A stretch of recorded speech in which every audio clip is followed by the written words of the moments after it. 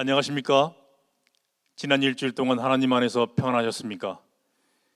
이 안식일 시작하는 첫 시간 여러분들을 환영하며 우리 다 같이 찬미 부르며 시작하도록 하겠습니다.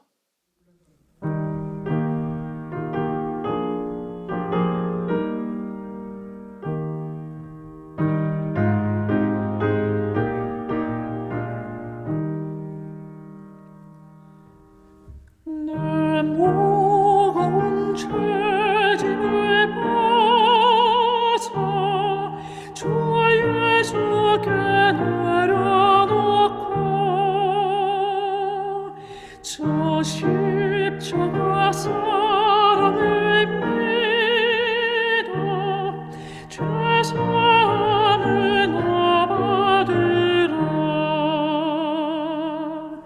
주 예수께 조용히 나가 내 마음을 드리오라.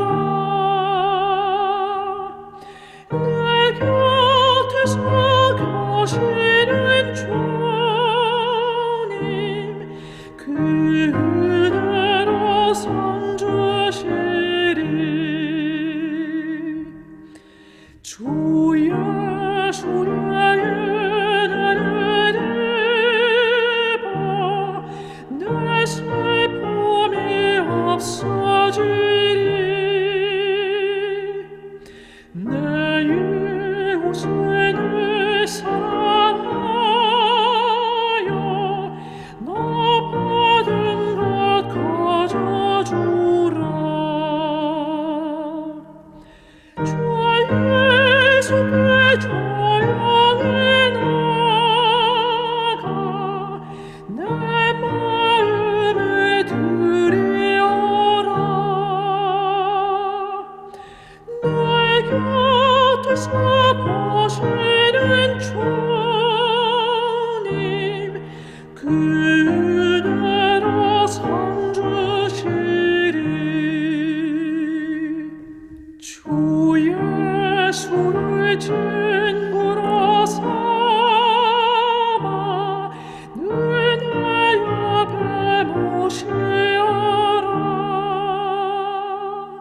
그 영원한 생명 샘물로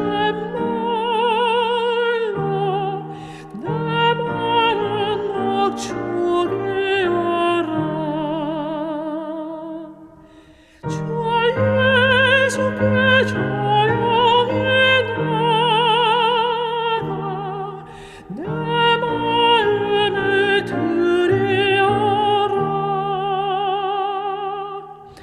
내 곁에서 보시는 주님 그 은혜로 상 주시리. 나 주님과 사귀어 살면 새 생명이 넘치리니. 주 예수를 찾는 자 앞에 참 밝음이 비추어라. 주 예수께 조용히 나가 내 마음을 드리오라. 내 곁에서 보시는 주님 그 은혜로 상 주시리.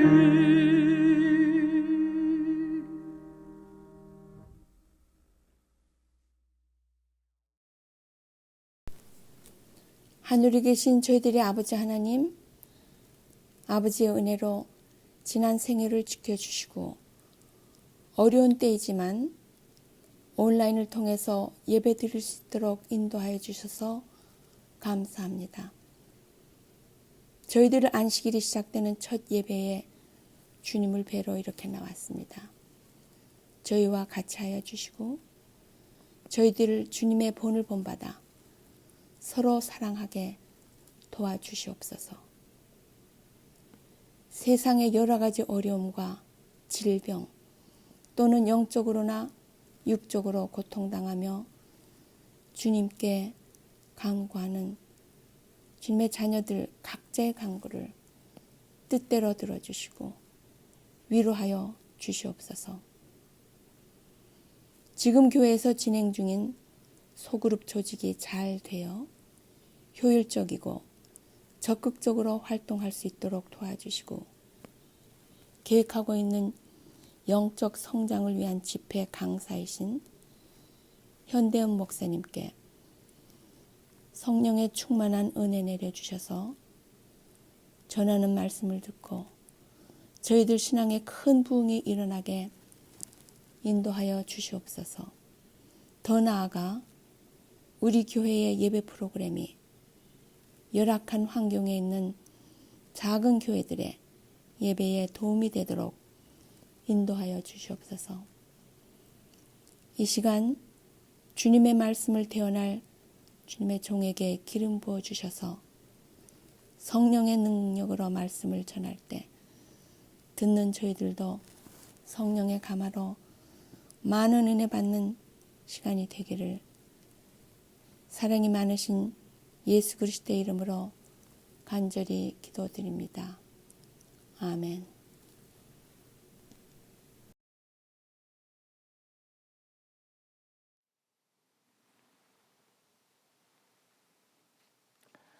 성도님 여러분 안녕하셨습니까? 요즘 좀 날씨가 쌀쌀한데 특별히 저녁에 성도님들 건강 잘 유의하시기 바랍니다. 캘리포니아는 낮에는 참 살만한데 아침 저녁은 요즘은 너무 춥네요, 그죠? 그래서 환절기에 건강 잘 유의해 주시면 고맙겠습니다. 저는 오늘 요한복음 18장 38절의 말씀에 근거해서 길을 묻는 이들에게 라는 제목을 가지고 하나님의 말씀을 대언하고자 합니다. 먼저 요한복음 18장 38절에 있는 말씀을 봉독하도록 하겠습니다. 요한복음 18장 38절입니다.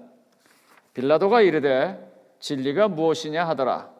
이 말을 하고 다시 유대인들에게 나가서 이르되 나는 그에게서 아무 죄도 찾지 못하였노라. 빌라도가 이렇게 말했습니다. 제가 성도님 여러분들한테 좀 짓궂은 질문 한번 드리겠습니다. 대답은 스스로에게 하시면 됩니다. 만약에 내가 이사를 간다면 누가 과연 나를 아쉬워할까? 그런 질문 한번 해봐 주시고요. 또 두 번째로 만약에 내가 죽는다면 누가 내 죽음에 큰 슬픔을 느낄까? 그런 질문도 한번 해봐 주시고요. 또 이런 질문 한번 해보십시오. 나는 살면서 누군가에게 길을 가르쳐 준 적이 있는가? 그래서 내가 가르쳐 준 그 길 때문에 그 사람이 나를 고마워할까? 이런 질문들을 한번 좀 스스로에게 해보십시오. 그러면서 최종적으로 내가 없어지면 나를 그리워할 사람이 있을까? 그런 생각을 한번 해보시고 자문을 좀 해봐 주십시오. 설교 내내 이걸 좀 생각하시면서 말씀에 임해 주시면 좋겠습니다.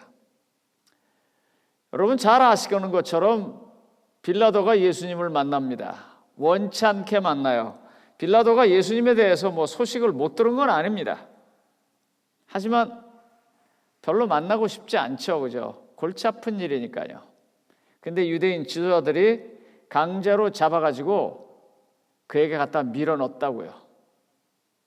그래서 지금 예수님을 보게 되는 것입니다.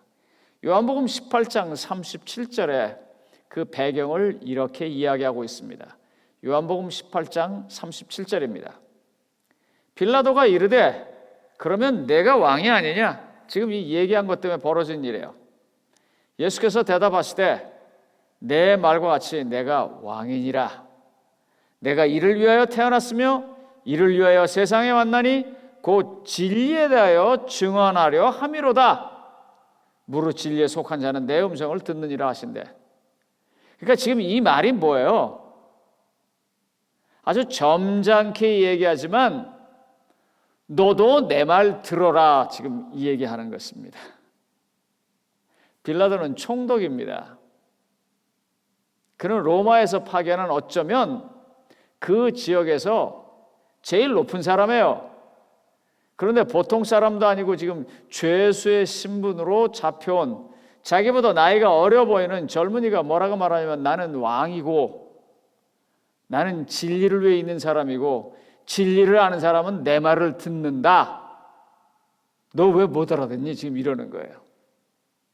현대인의 성경은요, 이 부분을 이렇게 번역하고 있습니다. 요한복음 18장 37절 현대인의 성경입니다. 그렇다면 내가 왕이란 말이냐?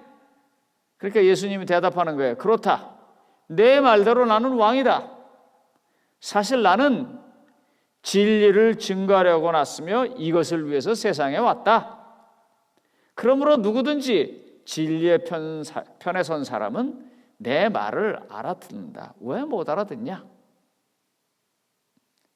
잡혀온 죄인으로부터 이와 같은 말을 듣는 것은 정말 아주 이 어색한 상황입니다.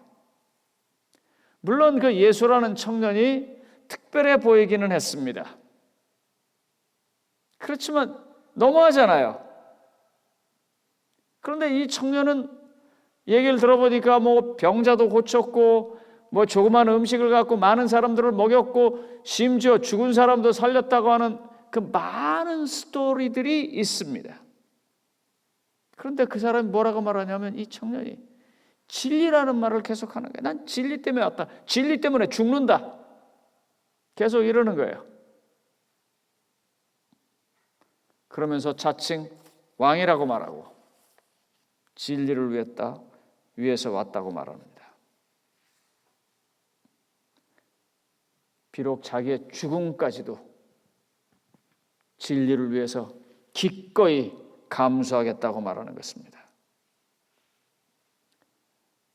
뭔가 특별한 이 청년, 뭔가 나와 다른 세계에 사는 이 사람. 그런데 성도님 여러분, 오늘날도 마찬가지입니다. 소위 예수 그리스도를 알지 못하는 사람들은 예수님을 믿는다고 하는 사람들을 보면서 그들로 하여금 묻고 싶은 게 많이 있습니다. 여러분들은 왜 토요일에 교회 갑니까? 여러분들은 왜 특별한 음식을 나누어서 구별합니까? 여러분들은 왜 여러분들이 이렇게 힘써서 번 재산을 어느 만큼을 특별하게 구별하여 드립니까? 여러분들은 왜 그와 같은 삶을 삽니까? 하는 이런 많은 질문들을 던지는데 그 질문보다 더 아주 강력하게 나오는 질문이 있습니다. 그게 뭔지 아십니까? 여러분들은 뭘 가져서 그러냐 하는 것입니다. 여러분들의 가진 것이 정말 이 혼란한 세상 속에서 살아가는 일의 길이냐라고 묻는 것입니다. 그래서 제가 이 요한복음 18장 37절을 이렇게 한번 생각을 해봤어요. 요한복음 18장 37절은 이렇게 나옵니다. 빌라도가 이르되 그러면 내가 왕이 아니냐? 예수께서 대답하시되 내 말과 같이 내가 왕이니라. 내가 이를 위하여 태어났으며 이를 위하여 세상에 왔나니 곧 진리에 대하여 증언하려 함이로다 하는 이 말을요, 제가 한번 이렇게 잡아봤어요. 빌라도가 이르되, 세상이 이르되, 그러면 내가 왕이 아니냐? 그러면 내가 교인이 아니냐? 예수께서 대답하시되, 우리가 대답하되 내 말과 같이 내가 왕이니라, 내가 그리스도인이니라, 내가 교인이니라. 내가 이를 위하여 태어났으며 이를 위하여 세상에 왔나니 곧 진리, 요즘 말로 딱 표현하면 제일 좋은 말, 에센셜, 이 에센셜에 대하여 증언하려 왔다. 무릇 진리에 속한 이 에센셜을 가진 아는 사람은 내 음성을 안다, 듣는다. 이런 얘기를 하니까 빌라도가 오늘의 본문을 말한 것입니다. 빌라도가 가로되 진리가 무엇이냐? 에센셜이 무엇이냐? 최근에요, 법원이 교인들이 교회에서 예배 드릴 수 있다고 판결을 내렸습니다. 그동안 이 질병통제본부나 아니면 각 이 지방 단체들이 에센셜을 규정할 때 교회가 인도로 예배 드리는 것을 그렇게 정하지 않았습니다. 그런데 이번에 법원을 통해서 최소한 신자가 교회에서 예배 드릴 수 있는 것은 에센셜인 것을 간접적으로 얘기해 준 것입니다. 우리는 그것 때문에 최소한 법적으로 구속을 받지 않고 예배를 드릴 수 있게 되었습니다. 성도님 여러분, 삶에서 에센셜이 무엇입니까? 우리의 삶 속에서 무엇이 에센셜입니까? 무엇이 필수 불가결한 것입니까? 에센셜은 이런 겁니다. 성경에서 간단하게 한번 찾아보겠습니다. 출애굽기 20장 8절로 11절, 우리가 좋아하는, 우리가 소중하게 생각하는, 우리가 틈만 나면 말하는 안식일에 관한 계명입니다. 여기 줄쳐놓은 게 에센셜입니다. 쉽게 말하면 안식일을 기억하여 거룩히 지키라. 쭉 다 알죠. 나 여호와가 안식일을 복되게 하여 그날을 거룩하게 하였느니라. 이것만 에센셜입니다. 이 말 속에서요. 그래서 다음 슬라이드에 제가 출애굽기 20장 8절로 11절에 에센셜이라고 이렇게 써놓은 거예요. 하나님께서 세상을 창조하신 것을 기념하고자 안식일을 거룩하게 지킨다. 이게 에센셜입니다. 하나님께서 세상을 창조하신 것, 하나님께서 세상을 주관하시는 것, 하나님께서 세상을 회복시키시는 것, 그걸 기념하고자 모이는 것은, 그걸 기념하는 것은 에센셜입니다. 그러므로 성도님 여러분들, 그 외 시대별로 그때그때 그 에센셜을 지키기 위해서 했던 방법들에 대해서는 너무 그렇게 연연해하지 마시기 바랍니다. 뭔 소리냐 그러시는 분들이 계실 것 같아서 제가 슬쩍 여러분들에게 툭 치고 지나가겠습니다. 아시는 것처럼 저희 어렸을 때는요, 안식일에 텔레비전 보는 거는 죄 중에 큰 죄였었습니다. 더 정확하게 말하면 아예 텔레비를 보는 것 자체가 요일과 상관없이 바보상자, 마귀상자라고 그래서 못 보게 했던 그런 저는 10대 시절을 보내고 산 사람입니다. 그런데 요즘 여러분들 뭐 하십니까? 예? 어느 분이 저한테 그러세요. 요즘 교회를 가지 않기 때문에 안식일 날 되면 예배를 한 5번 드린다 그래요. 로마린다 교회에서 예배를 드리고, 또 어느 교회 가서도 예배를 드리고, 또 어느 교회 가서 예배를 드리고. 그런데 다 그거 뭘로 드려요? 지금 TV 쳐다보면서 드리거든요. 뭐가 에센셜이에요? 텔레비 보지 말아라라는 것은 어느 시대에 에센셜을 지키기 위한 방법이지 그게 에센셜은 아닙니다. 이런 가치관과 이런 시야를 가지고 아까 한 질문을 다시 좀 돌아가서 해보겠습니다. 우리가 떠나면 누가 그리워할까요? 우리가 이사 가면 누가 그리워할까요? 우리가 죽으면 누가 안타까워할까요? 아마 제 생각에는 인간에게 가장 필요한 그 어떤 것, 그 순간에 그 사람에게 가장 소중한 것을 제공해 줄 수 있고, 나눠줄 수 있고, 보여줄 수 있고, 경험하고 배우게 해줄 수 있는 그 사람은 그 사람이 떠나가면 그리워할 거고 안타까워할 것입니다. 교회는 과연 그런 길을 세상에 보여주고 있는가 하는 것입니다. 사도행전 9장 39절에 보면 많은 사람들이 그리워하고 안타까워한 장면이 나옵니다. 여러분들 다 아시는 다비다라고 하는 도르가의 이야기입니다. 사도행전 9장 39절을 보겠습니다. 베드로가 일어나 그들과 함께 이르매 그들이 데리고 다락방에 올라가니 모든 과부가 베드로 곁에 서서 울며 도르가가 그들과 함께 있을 때 지은 속옷과 겉옷을 다 내보이거늘. 아시는 것처럼 베드로가 그 사람을 위해서 기도하고 그가 다시 살아났습니다. 아마 진심으로 많은 사람들이 그가 다시 살아난 것을 축하하고 기뻐했을 것입니다. 그러면서 그들은 생각했을 거예요. 이런 사람은 우리 곁에 오래 있어야 한다고. 이런 사람은 우리에게서부터 떠나가면 안 된다고 말입니다. 성도님 여러분, 에센셜을 아는 교회, 에센셜을 가지고 있는 성도, 에센셜을 나눠주는 예배, 경험하게 하는 예배, 이런 것들이 있을 때는 사람들이 그리워할 것입니다. 떠나는 것을 안타까워할 것입니다. 그리고 그와 같이 예배드리고 모이고 하는 일에 대해서 세상은 에센셜이라고 말할 것입니다. 서울대학의 최인철 교수가 코비드-19에 관한 한 강연에서 이와 같은 말을 했습니다. 코로나 사태가 일어나고 난 다음에 자기에게 있어서 가장 크게 느끼고 배운 것은 삶에서 무엇이 본질이고 삶에서 무엇이 비본질인지 배우게 됐다는 것입니다.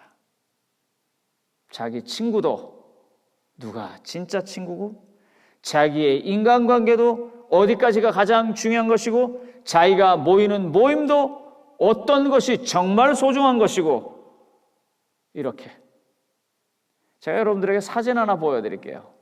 이 사진이 뭔지 한번 좀 맞춰보십시오. 이게 식당에서요.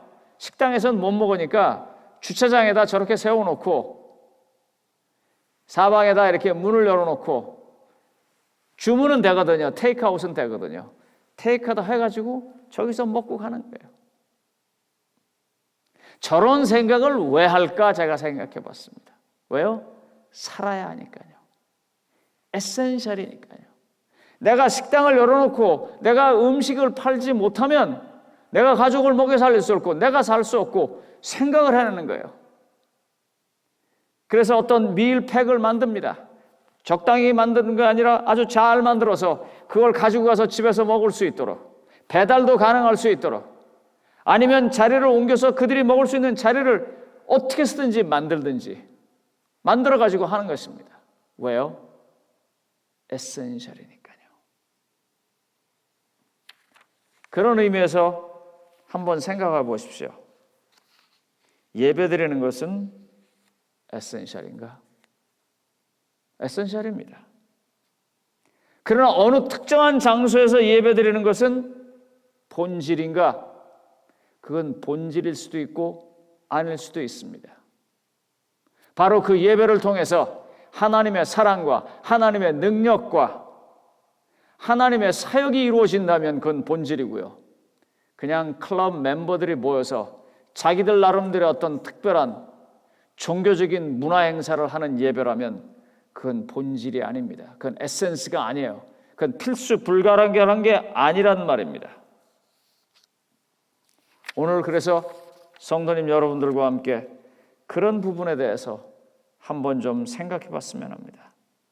이제 코로나의 시간이 거의 다 끝나가고 있고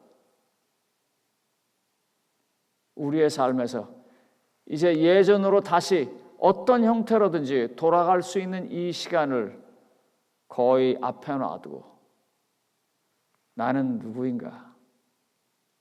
내가 떠나가면 사람들이 아쉬워할까? 내가 이사 간다면 사람들이 그리워할까? 교회가 여기 있는 것이 공동체에게 있어서 좋은 일인가? 에센셜을 보여주는가? 빌라도가 예수에게 말했을 때 예수님께서 나는 이 에센셜을 위해서 왔다, 나는 이 진리를 위해서 왔다라고 말하는 것처럼 우리는 그런 것인가? 박양규 목사님이라는 분이 계십니다. 여기 사진이 있는데 젊은 분이에요. 이분이 쓴 책 가운데 인문학은 성경을 어떻게 만나는가라는 책이 있습니다. 여러분들 시간이 되시면 한번 좀 읽어봐 주시면 좋은 책입니다. 이분이 이런 얘기를 했어요. 무슨 얘기를 했냐면 섹스피어가 그렇게 문학사에서 중요한 것은 그의 어휘력인데 그 어휘력은 틴데일 성경에 있는 것이랍니다. 그래서 섹스피어의 어휘력 가운데 90%가 틴데일 성경에서 나온 거래요. 그 틴데일 성경이 아시는 것처럼 오늘날 소위 킹 제임스 버전이죠. 그 성경이 되고 그런 성경들이 많은 사람들에게 좋은 영향을 줘서 마틴 루터 킹 목사님 같은 분들, 아브라함 링컨 같은 분들이 그 성경을 읽으면서 성경 속에 있는 에센스를 찾아서 노예 해방을 위해서 싸웠고 미국의 흑인의 인권을 위해서 싸웠습니다. 다시 말하면 하나님의 말씀이 그냥 소모적인 지식에 그치지 아니하고 우리의 삶에 실제적으로 나타나서 말씀이 육신이 되어 영향을 주고 역사를 하는 일을 했다고 하는 것입니다. 사람들이요, 재림교도들에게 묻습니다. 당신은 진리를 가졌냐고요. 그 말은 뭐냐면 당신은 예수님의 재림을 믿느냐고요. 당신은 그렇게 사느냐고요. 당신은 정말 그걸 믿고 바라느냐고요. 그렇게 살면 이 땅에 가치를 두고 사는 사람들, 이 땅의 모든 것이 고정되어 있는 그 사람들로부터 하늘의 것을 바라보고 하늘에 자기의 모든 것들을 내려놓은 사람을 그들은 원하게 될 것이고 그들이 떠나면 아쉬워하게 될 것이고 그들이 보이지 않을 때는 그리워할 것입니다. 빌라도가 그렇게 한 것처럼요. 성도님 여러분, 어떻게 해야 할까요? 베드로 선생님께서 그 점에 대해서 우리에게 답을 주셨어요. 당신은 진리가 있습니까? 라고 묻는 사람에게, 진리가 무엇입니까? 라고 묻는 사람에게, 진리를 좀 가르쳐 주세요 라고 묻는 사람에게 베드로 선생님은 우리에게 이렇게 답을 줬습니다. 베드로전서 3장 15절입니다. 베드로전서 3장 15절. 너희 마음에 그리스도를 주로 삼아 거룩하게 하고 너희 속에 있는 소망에 관한 이유를 묻는 자에게는 대답할 것을 항상 준비하되 온유와 두려움으로 하고. 여기 보면 뭐라고 말했냐면요, 그리스도를 주로 삼아서 소망을 가지라 그랬어요. 그리스도를 주로 삼아서 거룩하게 살면서 갖는 그 소망, 그걸 얘기해 주면 된다 그랬어요. 진리가 무엇이냐라고 묻는 사람에게 그리스도를 구주로 삼아서 그분이 명령하셨기 때문에 거룩하게 살고 그분이 말씀하셨기 때문에 가진 소망으로 대답하라고 하는 것입니다. 예수님을 구주로 믿기 때문에 가진 소망. 그럼 뭐가 있을까요? 누가복음 12장에 답이 아주 잘 나와 있어요. 누가복음 12장 24절로 25절입니다. 까마귀를 생각하라. 심지도 아니하고 거두지도 아니하며 골방도 없고 창고도 없으되 하나님이 기르시나니 너희는 새보다 얼마나 더 귀하냐. 또 너희 중에 누가 염려함으로 그 길을 한 자라도 더 할 수 있느냐. 길을 묻는 사람들에게 이런 예수님을 대답하시면 됩니다. 염려 때문에 어떻게 하면 이 염려로부터 벗어날 수 있습니까? 어떻게 하면 내가 이 염려의 문제를 해결할 수 있습니까? 라고 찾아오는 사람에게 이 말씀을 진심으로 전하시면 됩니다. 우리가 예수님을 개인의 구주로 영접했다면 그분이 우리에게 하는 이 말로 우리의 염려를 벗어버리고 기쁘게 살기 때문에 찾아오는 이들에게 주 안에 있는 소망으로 설명을 해주시면 됩니다. 혹 살아가시면서 삶이 부해지려고 할 때 그 부를 어떻게 해야 할까? 부 때문에 자기가 어려움을 겪지 않으려고 진리가 무엇이냐라고 묻는 사람이 있다면 누가복음 12장 16절과 20절을 대답해 주시기 바랍니다. 누가복음 12장 16절과 20절입니다. 또 비유로 그들에게 말하여 이르시되 한 부자가 그 밭에 소출이 풍성하매 하나님은 이르시되 어리석은 자여 오늘 밤에 내 영혼을 도로 찾으리니 그러면 내 준비한 것이 누구의 것이 되겠느냐 하셨으니 호박씨 가서 잔뜩 갖고 남의 입에 탁 털어넣는 것처럼 내 인생을 걸고 내 건강을 망쳐가면서 내 모든 시간을 다해서 얻어놓은 부가 생겼을 때 창고를 하나 더 짓자라고 말하지 마시고 이걸 만약에 하나님께서 오늘날 데려가신다면 어떻게 될까를 생각하시면 됩니다. 그게 진리를 묻는 사람에게 우리가 줄 수 있는 답입니다. 성도님 여러분, 혹시 지금 마지막이라고 생각하십니까? 제가 전화를 하나 받았습니다. 전혀 알지 못하는 외국인으로부터 본인이 돌보고 있는 한 환자가 한국 분이신데 마지막 상황인데 교회를 그리워한다고 혹시 와줄 수 있겠느냐고요. 그때까지 가지 마시고 아직 내 발로 교회 다닐 수 있을 때 아직 내가 실력이 있어서 그래도 텔레비전을 켜고 예배를 드릴 수 있을 때 한번 좀 질문해 보시죠. 만약에 죽음이 내게 찾아온다면 그것 때문에 걱정하는 사람들이 내게 와서 묻는다면 우리는 뭐라고 대답을 해야 할까요?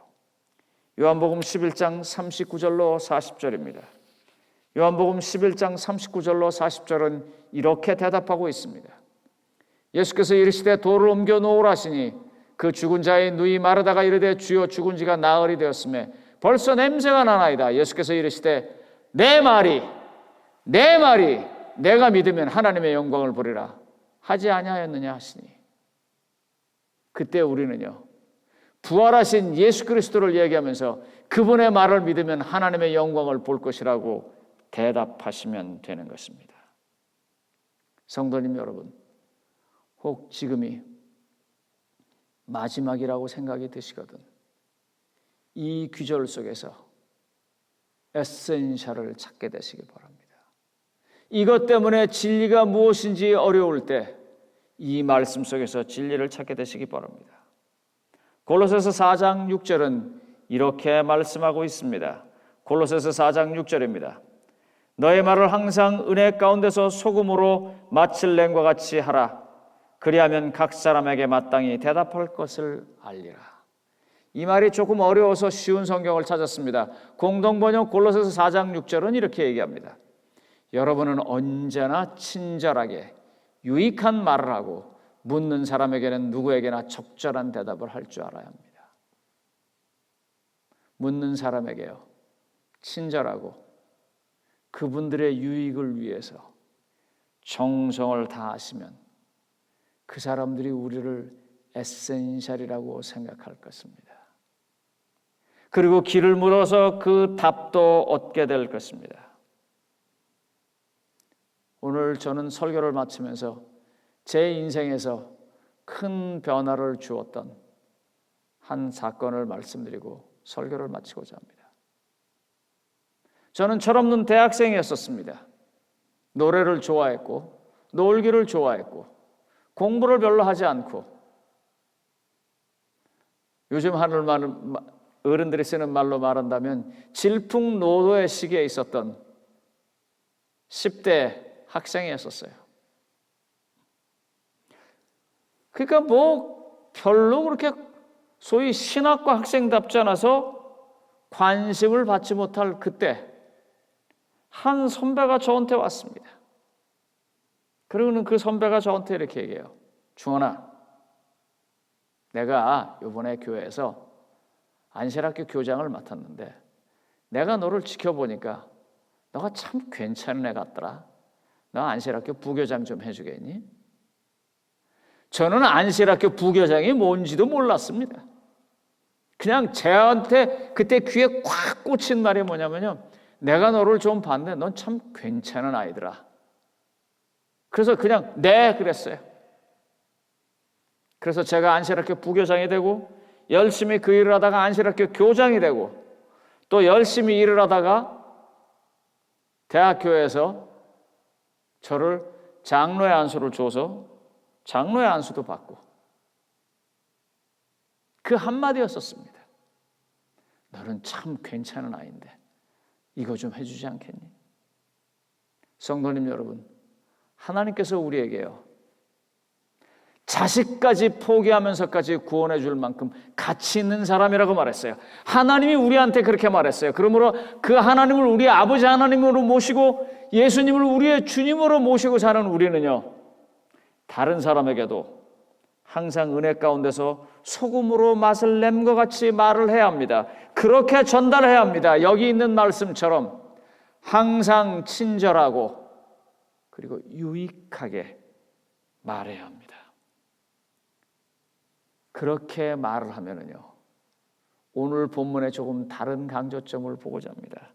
요한복음 18장 38절입니다. 제가 처음에는 앞에다 줄을 쳤지만 이 뒤에다 줄을 쳤어요. 빌라도가 이르되 진리가 무엇이냐 하더라. 이 말을 하고 다시 유대인들에게 나가서 이르되 뭐라고 말해요?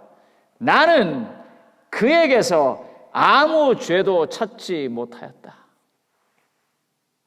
이런 사람이 떠나가는 건 아쉬울 겁니다. 이런 사람을 못 보게 되면 그리울 겁니다. 그리고 성도님 여러분, 이런 사람을 향해서 세상은 길이 어디냐고 묻습니다. 진리를 어떻게 경험할 수 있느냐고 묻습니다. 성도님 여러분, 예수 그리스도 안에서 에센셜이십니까? 예수 그리스도 안에서 에센셜처럼 살아가고 계십니까? 깊이 한번 잠언해 보십시오. 내가 보이지 않으면 그리워할 사람이 있을까?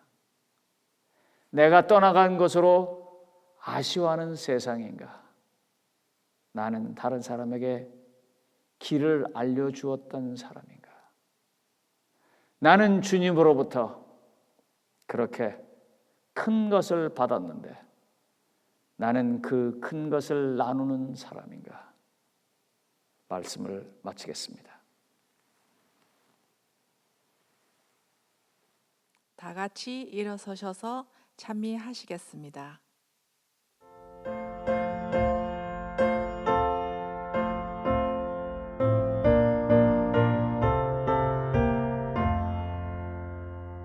주 안에 있는 나에게 딴 근심이 있으랴 십자가 밑에 나가 내 짐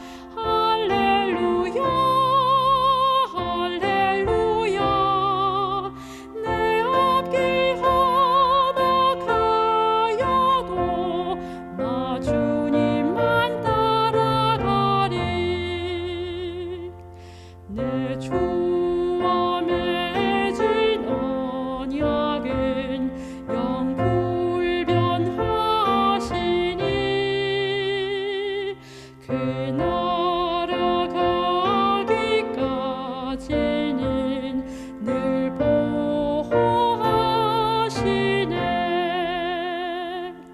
주님을 찬송하면서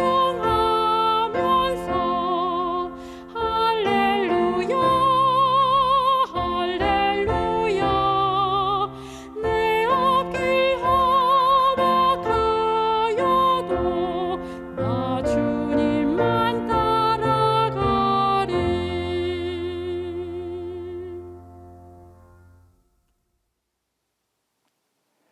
다 같이 머리 숙여 기도하시겠습니다. 아버지 하나님, 주 안에 있는 나에게 큰 근심이 있으랴. 이 찬미를 우리가 힘차게 불렀습니다. 하나님 아버지, 주 안에서 에센셜을 갖게 하여 주시옵소서. 주 안에서 진리를 경험하게 하여 주시옵소서. 그래서 주 안에서 길을 묻는 이들에게 작은 예수되어 몸으로 삶으로 대답하게 허락하여 주시옵소서. 그런 축복을 주시기를 우리 구주 예수님의 이름으로 간절히 축원하옵나이다. 아멘.